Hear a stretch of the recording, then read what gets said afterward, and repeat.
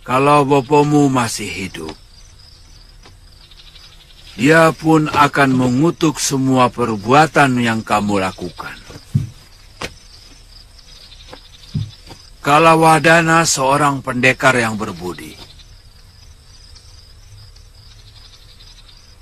Lalu apa yang harus saya lakukan, Eyang? Mengembalikan kitab dan sepasang pedang pusaka ini ke Padepokan Gunung Kencana. Itu sama saja memasukkan kepala saya ke mulut harimau. Betul. Tapi itu jauh lebih baik daripada kamu teruskan kejahatan yang telah kamu lakukan sekarang ini. Sebab sebuah kejahatan yang dilakukan oleh seseorang cenderung akan menuntut kejahatan berikutnya dan berikutnya lagi. Akhirnya, seluruh hidupmu akan dipenuhi dengan kejahatan. Terus terang, saya takut pulang kembali ke Padepokan Eyang Resi. Kamu menyesali semua perbuatanmu, Priamitra? Iya, tapi saya melakukan ini karena terpaksa. Siapa yang memaksamu? Dendam saya. Dendam. Satu kata ini yang paling berbahaya di muka bumi. Perang Bharatayuda pun dipicu oleh dendam kaum Kurawa kepada Pandawa yang mereka anggap selalu lebih unggul. Tapi saya harus melakukan bela pati untuk orang yang telah menyelamatkan kehormatan dan martabat saya, Eyang Resi. Pria, barangkali perempuan itu secara tidak sengaja telah menyelamatkan kehormatanmu. Tapi kamu tidak boleh lupa, pria, bahwa perempuan itu pula lah yang telah menjerumuskan kamu ke dalam perbuatan aib. Perbuatan memalukan dan penuh dosa. Mengerti? Saroya! Dengar, Saroya! Aku telah menjadikan Sudawirat sebagai muridku. Dia sengaja aku bawa datang kemari, supaya dia tahu bahwa biungnya masih menyisakan dendam kepada. Ya, saya akan menuntut balas biung.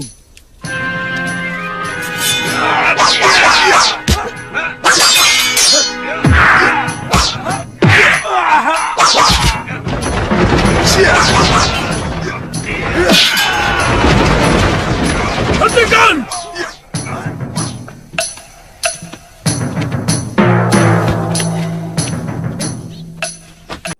Paron wajah sangat marah kepada Priamitra karena Priamitra telah menculik kitab milik Paron wajah dan pusaka Padepokan.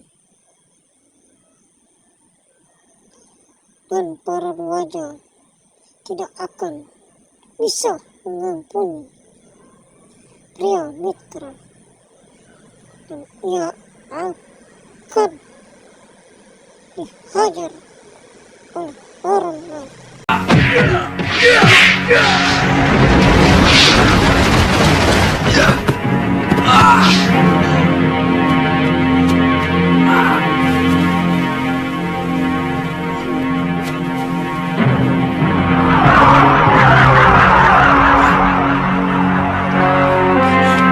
Bapak, jangan bunuh suami saya. Ampuni dia, Bapak. Ampuni suami saya.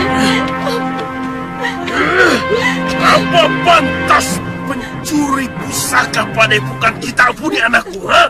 Apa pantas? Baron, dari dulu otakmu tidak pernah berkembang. Tetap saja cupet. Kakang Resi.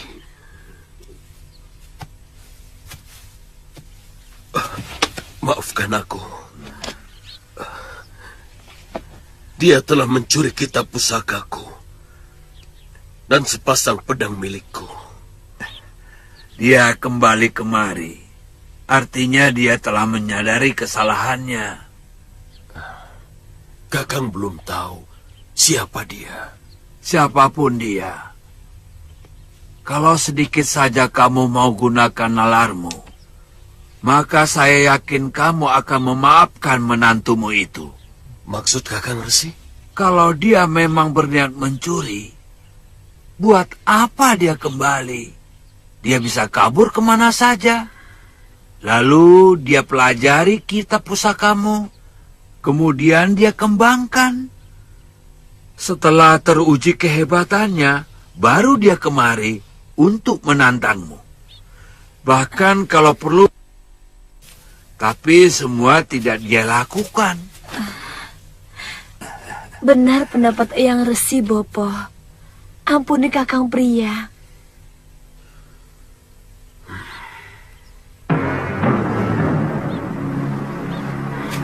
Bopo!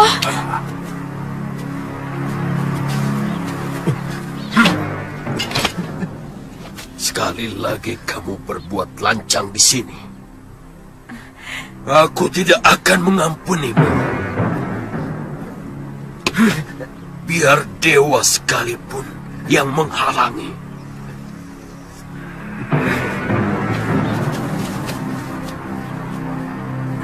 Sabar cucuku.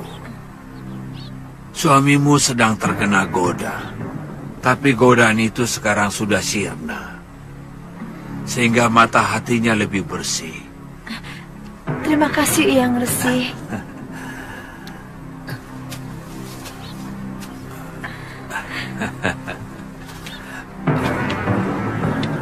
Saya banyak berdosa kepadamu.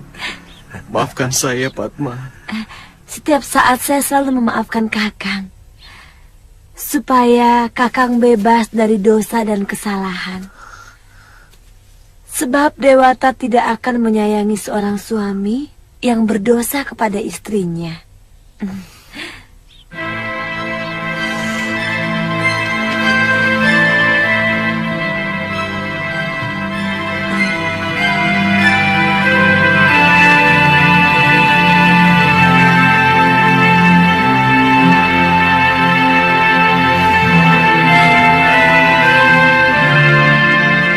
Tidak ada satupun orang yang tahu beliau orang mana. Tapi selalu muncul di mana-mana. Semua kalangan di jagat persilatan segan kepada beliau. Beliau juga seorang pendekar. Sepertinya Kakang tertarik padanya. Terus terang, beliau yang telah memberikan pencerahan di hati saya. Beliau yang menyuruh saya mengembalikan kitab dan pedang pusaka yang saya curi.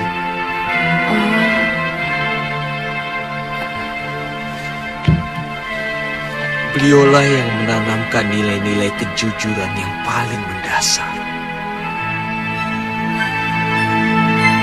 Sesungguhnya, itulah pangkal dari segala kejujuran.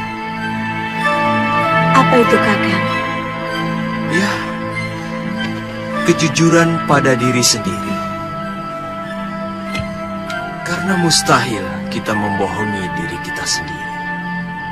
Selama ini Kakang tidak jujur kepada hati Kakang. Ya, Sebenarnya Kakang tidak pernah mencintai saya.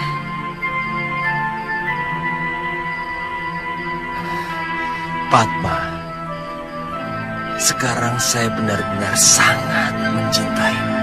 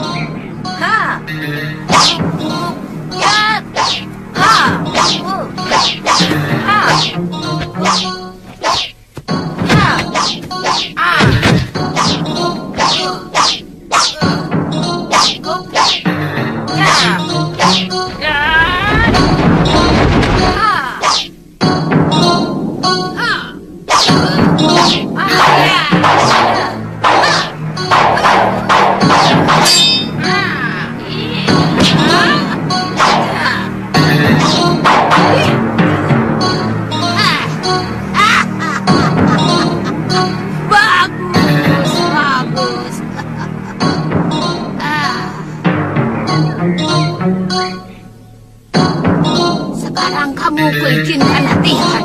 Ayo. Terima kasih, Nyai.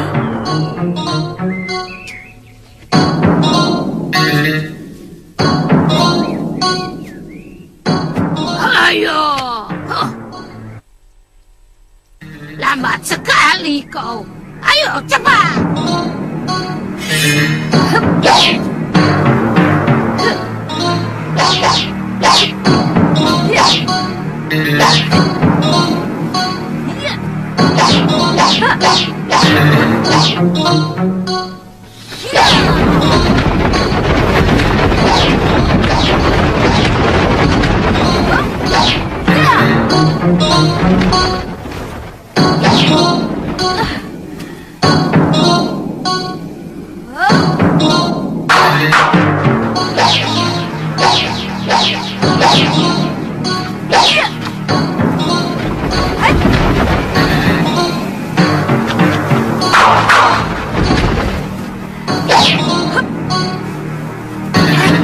Rupanya kamu murid Kalwadana.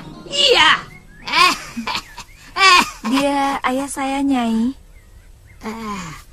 Aku kenal baik dengan ayahmu. Sini. Orangnya lugu dan rendah hati. Iya, Nyai. Di mana dia sekarang? Dia tewas, Nyai. Di Sudamani. Sudah mani. Pendekar cabul itu lagi. Sayang dia sudah. Kalau belum ingin rasanya mencacah-cacah tubuhnya sampai lumat.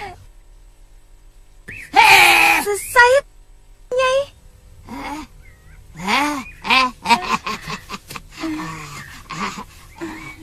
Sudah Wirat. Lokahita, pergi kau latihan lagi. Ayo.